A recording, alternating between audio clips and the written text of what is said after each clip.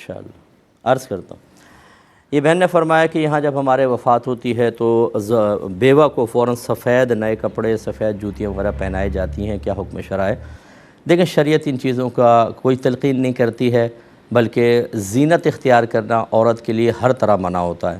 White کپڑا بھی اگر بہت زیادہ شوخی والا ہو، ریشم والا ہو، تو اس میں بھی ایک زینت کا معاملہ ہو سکتا ہے۔ عورت کو تو چاہیے کہ جیسے شوہر فوت ہو وہ عدت اور سوگ دونوں منائے۔ عدت کا مطلب تو ہے نکاح سے رک جانا، اور سوگ کا مطلب ہوتا ہے اظہار غم۔ 4 ماہ 10 دن تک وہ نہ کوئی میک اپ کرے گی، نہ کوئی زیور وغیرہ پہنے گی، نہ وہ تیل وغیرہ سر میں لگائے گی۔ ہاں اگر کسی عورت کی پہلے سے عادت چلی آ رہی ہے کہ وہ تیل لگاتی ہیں، اور اگر نہ لگائیں تو سر میں بہت ہی کھجلی وغیرہ ہو جائے گی، خشکی بہت زیادہ ہو جائے گی، تو بقدر ضرورت تیل لگائیں، وہ بھی سر ڈھک کے رکھیں کہ دور سے زینت محسوس نہ ہو، اور میک اپ وغیرہ استعمال نہ کریں۔ باقی یہ نت نئی خرافات، خصوصاً چونکہ عدت اور سوگ کا تعلق ہمارے مذہب کے ساتھ ہے، مذہب نے اس کی تعلیمات دی ہیں باقاعدہ، ان میں اگر کوئی اضافہ کریں گے تو آہستہ آہستہ وہ ایک مذہبی رسم سی بن جاتی ہے، اور حقیقی رسم تو ہوتی نہیں، تو پھر یہ بدعت بنتی ہے۔ جیسے بہت سے خاندانوں میں ہے کہ جب عورت کی عدت ختم ہوگی تو وہ اپنے بھائی کے گھر جائے گی، پھر بھائی اس کو زیور بنا کے دے گا، 4 سونے کی چوڑیاں یا 4 چاندی کی چوڑیاں، نیا سوٹ، پھر یہ اپنے گھر واپس آئیں گی۔ یعنی عدت کے بعد یہ گھر سے باہر قدم نکلوانا ہے اور بھائی کے اوپر ایک عذاب نازل کرنا ہے، حالانکہ ایسی کوئی شریعت نے تلقین نہیں کی ہے، زبردستی ہے۔ اس قسم کی میں پہلے اپنے گھر کے سرپرستوں سے گزارش کرتا ہوں، اس قسم کی بدعتوں کو ختم کریں جو مذہب اسلام کی روح کو تباہ کرنے والی ہیں۔ نئی نئی چیزیں کر کے اپنے بچوں کے سامنے پیش کر دیں کہ بیٹا یہ ہمیں کرنا ہے، اصل دین کہاں ہے وہ بچوں کو پتہ ہی نہیں ہے بالکل۔ غلط دین، اپنے پاس سے ایجاد کردہ چیزیں اپنے گھر میں رائج کرنا، یہ گھر کے سرپرست کی ذمہ داری ہے۔ یا ایھا الذین آمنوا قوا انفسکم واہلکم نارا وقودھا الناس والحجارہ، اے ایمان والو اپنے آپ کو، اپنے گھر والوں کو جہنم کی اس آگ سے بچاؤ جس کا ایندھن آدمی اور پتھر ہے۔ اس قسم کی ہر خرافات کو ختم کریں، چاہے پورا خاندان ناراض ہو جائیں، بولے ہو جاؤ ناراض، ہم یہ خرافات نہیں کریں گے، ہمارا مذہب جو نہیں کہتا ہم وہ نہیں کریں گے۔ اس قسم کی چیزیں کر کے اب بھائی بیچارہ غریب آدمی ہے، 4 سونے کی چوڑیاں بناؤ، وہ نہیں ہے تو چاندی کی چوڑیاں بناؤ، ایک جوڑا بناؤ، نہیں کرو گے تو ہم ناراض ہو جائیں گے، یہ کیا چیز ہے؟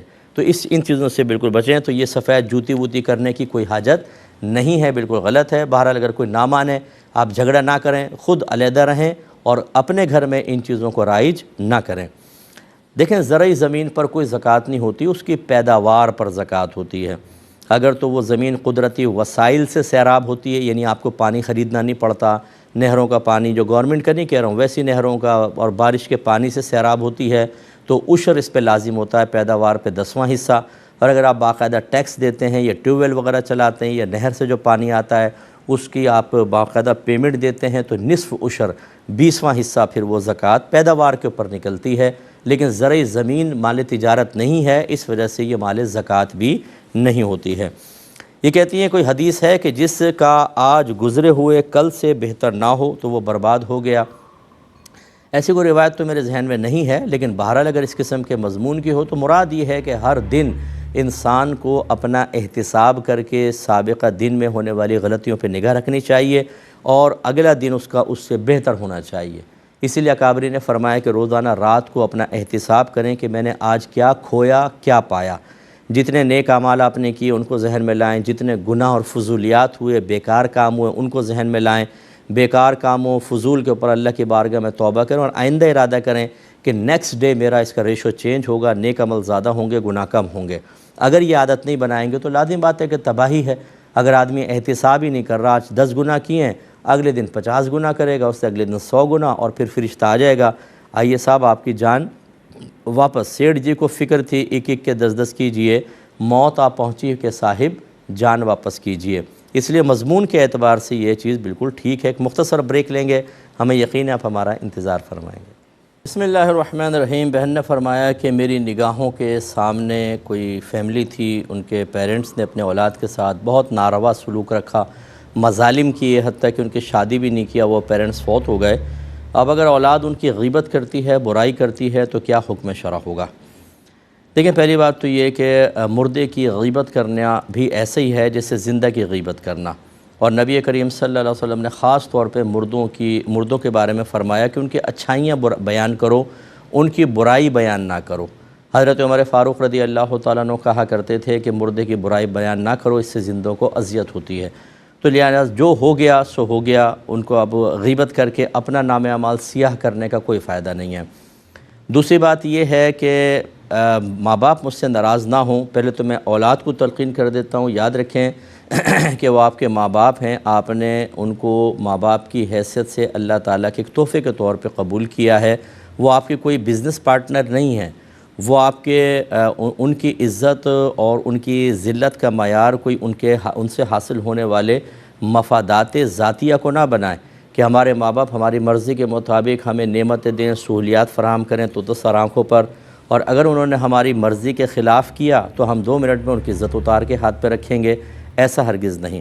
نبی کریم صلی اللہ علیہ وسلم نے جب بیان فرمایا کہ ماں باپ انسان کے لیے جنت ہیں یا دوزخ ہیں، فرما برداری کرے گا جنت میں جائے گا اور نافرمانی کرے گا تو جہنم میں جائے گا، تو کسی نے عرض کی وَإِن ظَلَمَاهُ، اگرچہ ماں باپ اس پر ظلم کریں، سرکار نے 3 دفعہ فرمایا وَإِن ظَلَمَاهُ وَإِن ظَلَمَاهُ وَإِن ظَلَمَاهُ، اگرچہ وہ اس پہ ظلم کریں، اگرچہ ظلم کریں، اگرچہ ظلم کریں۔ یعنی اولاد کو چاہیے کہ ماں باپ کے بارے میں جو شرعی تقاضا ہے اس کو پورا کریں۔ یہاں تک تو اولاد کے لیے تلقین ہوئی۔ اب میں انتہائی دائرہ ادب میں رہ کر ماں باپ سے گزارش کرتا ہوں کہ اگر آپ نے شریعت نہ سیکھ کر یہ سمجھا ہے کہ اولاد آپ کی ایک ایسی پراپرٹی ہو گئی ہے، ایک ایسی آپ کی ملکیت میں چیز آ گئی ہے کہ اس کے ساتھ جیسا مرضی رویہ رکھیں، میدان محشر میں ہماری گرفت نہیں ہوگی، تو یہ سب سے بڑی آپ کی مسٹیک ہے، بہت بڑی مسٹیک ہے۔ نبی کریم صلی اللہ علیہ وسلم نے عدل کا حکم دیا، اپنے بچوں میں عدل سے کام لو، اگرچہ بوسہ دینے میں۔ اس کا مطلب ہے عدل کا مقابل ظلم ہوتا ہے کہ بچوں کے حق میں بھی ظلم متحقق ہو سکتا ہے، ماں باپ ظالم ہو سکتے ہیں۔ حضرت نعمان بن بشیر کہتے ہیں کہ میرے والد مجھے سرکار کے پاس لائے اور عرض کی کہ میں اس کو ایک غلام دینا چاہتا ہوں۔ سرکار نے فرمایا کہ اپنے تمام بچوں کو غلام دو گے؟ عرض کی جی نہیں۔ تو فرمایا پھر ظلم پر مجھے گواہ مت بناؤ۔ اس کا مطلب یہ ہوا کہ ماں باپ بھی اپنے اولاد کے ساتھ جو رویہ اختیار کرتے ہیں، اس پر انہیں میدان محشر میں اللہ تعالیٰ کی بارگاہ میں جواب دہ ہونا ہے۔ اولاد کو میں نے پہلے کہہ دیا کہ آپ احتساب نہیں کر سکتے، آپ کے لیے حکم ہے فَلَا تَقُلْ لَهُمَا اُفٍّ وَلَا تَنْهَرْهُمَا وَقُلْ لَهُمَا قَوْلًا كَرِيمًا۔ اپنے ماں باپ کے سامنے اف بھی مت کہو، ان کو ڈانٹو مت اور ان سے نرمی سے گفتگو کرو۔ لیکن میں ماں باپ سے گزارش کرتا ہوں، آپ کے پاس وہ کون سی آیت اور کون سی حدیثیں ہیں کہ اپنی اولاد کو جانوروں کی طرح ماریں، چھوٹی سی غلطی کے اوپر ان کی ٹانگیں توڑ دیں، سب کے سامنے، بڑے بچوں کے چھوٹے بچوں کے سامنے ذلیل کریں، بے عزت کریں، مہمانوں کے سامنے کریں، جس کو چاہیں قریب کر لیں، جس کو چاہیں دور کر دیں، اپنے ذاتی مفادات کے لیے کسی سے سالوں سال ناراض رہیں، ان کو بد دعائیں دیں، پھٹکاریں کریں، تو آپ کی کوئی گرفت نہیں ہوگی آخرت میں؟ کیا دلیل ہے آپ کے پاس؟ چلیں پیش کریں۔ جو ماں باپ اپنے اولاد کے ساتھ ناانصافیاں کریں گے، ظلم کریں گے، پھر دہرا دیتا ہوں، اولاد کو حق نہیں کہ ان کا ہاتھ پکڑیں، لیکن اللہ تبارک و تعالیٰ بروز قیامت ایسے ماں باپ کو کھڑا کر کے حساب کتاب دلوائے گا۔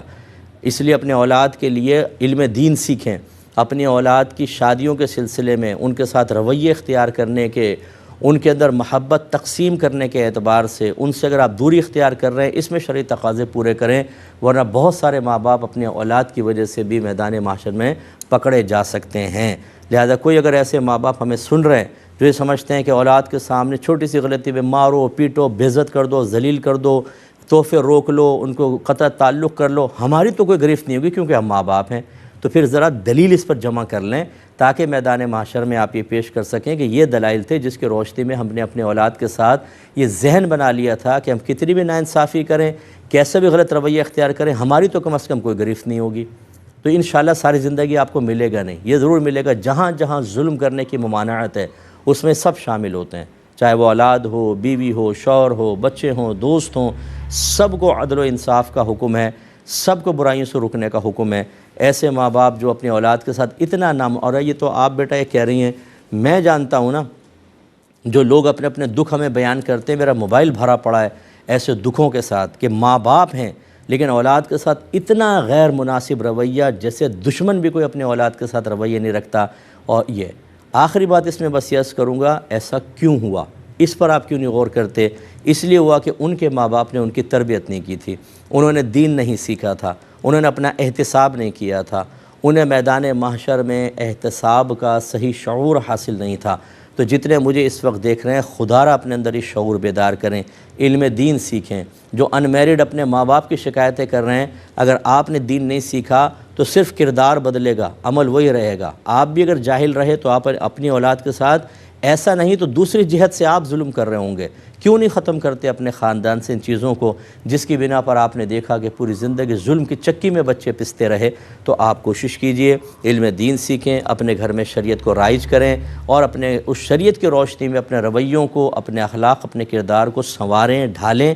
انشاءاللہ پھر اگلی نسلیں جو ہیں وہ اچھے اثرات قبول کریں گی۔ اوپر والوں کی تو شکایت کرتے رہیں، اپنا احتساب نہ کریں، یہ خود پتہ ہی نہ ہو کہ ہم خود بھی نادانستہ طور پہ 50 چیزوں میں ظلم کے مرتکب ہو رہے ہیں اور بڑوں کی غیبتیں کرتے رہیں، تو ایسا تو بیچارہ نادان آدمی ہی کہلایا جا سکتا ہے۔